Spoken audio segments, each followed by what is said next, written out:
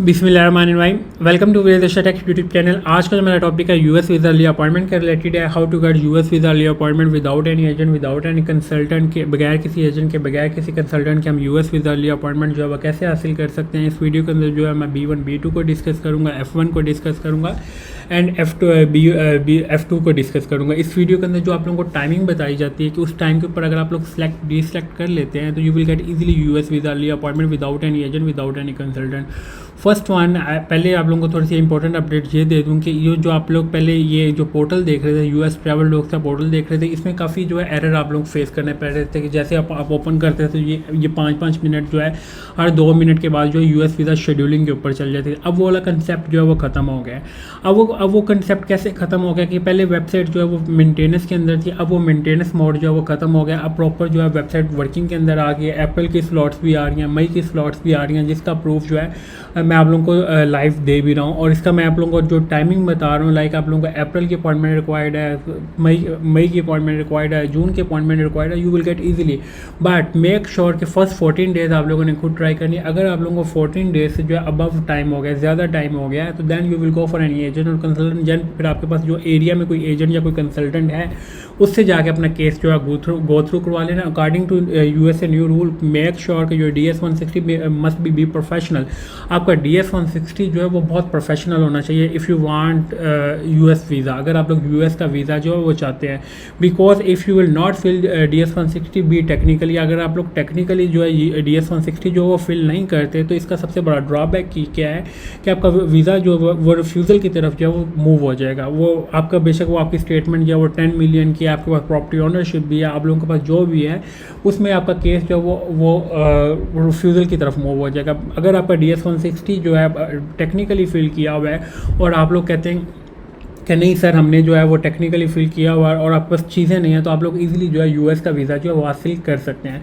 अब next step की तरह अगर मैं बात करूं कराची कॉन्सुलेट की जो ऑफिशियली अभी तक अपडेट है वो 15 मई 2026 तक जो है वो B1 B2 F1 and F2 category की जो है तीनों कॉन्सुलेट के जो अपॉइंटमेंट्स हैं वो अभी तक जो वो बंद है, वो एंटरटेन नहीं हो रही। वो बेशक एमरजेंसी अपॉइंटमेंट है, वो पब्लिकली जो है कराची एम्बेसी जो है अभी प्रॉपर वर्किंग के अंदर नहीं आई।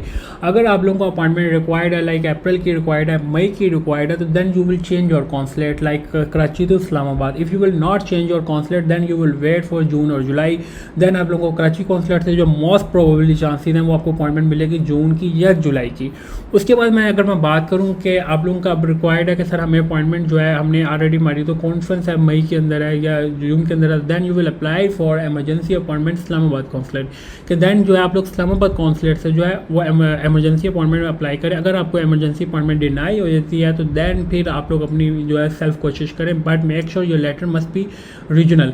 आपका लेटर जो है, इन्विटेशन लेटर जो है वो रीजनल होना चाहिए। If you will use fake letter तो इसका मतलब ये है कि आप लोगों का वीज़ा भी जो है वो रिफ्यूज़ हो जाना है, अगर आप लोग फेक लेटर जो है वो यूज़ करते हैं। अब आप लोगों का अब हम डिस्कस करते हैं B1 B2 इस्लामाबाद कॉन्सुलेट, फिर F1 को डिस्कस करते हैं, फिर F2 को डिस्कस करते हैं। B1 B2 की अगर आप लोगों को अपॉइंटमेंट लाइक रिक्वायर्ड है, ये कल का स्क्रीनशॉट जो है मैं आप लोगों से शेयर करूँ। अप्रैल मई की स्लॉट्स आ रही हैं और अप्रैल की काफ़ी स्लॉट्स कैंसिल भी हो रही हैं, बट जो कैंसिल हो रही हैं उनको वो आप लोगों को अपॉइंटमेंट जो वो खुद ही बुक करनी पड़ रही है। और कराची कॉन्सुलेट की अगर आप लोगों को अपडेट दूँ, कराची की जिनकी अपॉइंटमेंट कैंसिल हुई है वो दोबारा जो है वो एम्बेसी नहीं कंपनसेट कर रही। कुछ को उन्होंने किया, कुछ को जो आप लोगों ने अपॉइंटमेंट जो अपनी दोबारा खुद ही हासिल करनी है।